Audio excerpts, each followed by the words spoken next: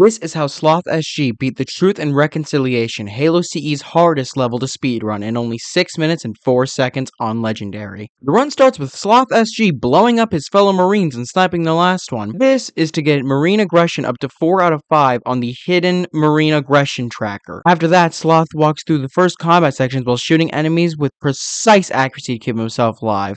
Because while Sloth is making this look easy, it is incredibly difficult to do this without dying. I haven't even been able to do it once without dying. Especially this part, when jumping over this boulder and onto the hill, a lot can go wrong here, but Sloth is able to handle it cleanly. Once he reaches the gravity lift, Sloth kills all the enemies in the area, and while taking care of the enemies in the reinforcement dropship, he throws a grenade on the gravity lift platform as reinforcements are dropping down, which begins what is, in my opinion, the most satisfying trick in the game, where Sloth throws a grenade onto the gravity lift platform, and then as the Covenant reinforcements drop down, he snipes the elite to break its shields and allowing the grenade to kill all of them at the same time. This trick repeats multiple times until the hunters drop, which signifies the end of the reinforcements. So after Sloth snipes both of the hunters, he is transported into the Truth and Reconciliation.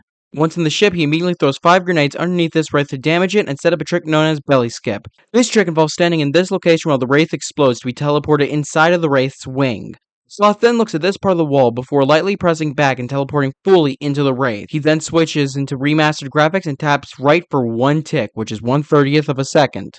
Then he looks at the top right of this diamond shape in the wall and holds spacebar at the same time as moving backwards to be teleported into the ceiling of the belly of the Truth of Reconciliation.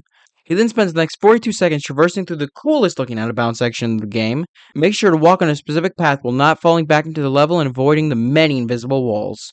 All the way until this hallway where Sloth drops back into the level to get some plasma grenades and continues through the ship until reaching the hangar, where Sloth does the other most satisfying trick in the game, Quad Nade. This trick is the second largest grenade jump in the game, only being beaten out by Stick Stack in the Silent Cryptographer. This trick also has a nearly consistent setup that involves throwing a grenade here, moving forward and throwing plasma here, then throwing another grenade here, and then moving forward before sticking himself with a plasma grenade and picking up the overshield, making him invincible, and allowing the grenades to boost him all the way up to the 3rd floor and skip the entire combat encounter while setting up for a skip after Captain Keys. The path to Captain Keys from now on consists of eliminating enemies and moving as fast as possible to get to Captain Keys. Once SlothSG makes it to Captain Keys, he grabs some resources before the cutscene starts, and after skipping it, he kills a Marine to anger Captain Keys, finally completing the juggling act that Sloth started at the beginning of this mission. The last 42 seconds of the level is Sloth making his way through the hallways and killing the elites in the control room. Thanks to him skipping the hangar bay and having the hangar door still open because of said skip, and thanks to making Keys aggressive, only a few seconds after the elite dies, the level ends due to the broken loading triggers, allowing Sloth to beat the Truth and Reconciliation in 6 minutes and 4 seconds on Legendary.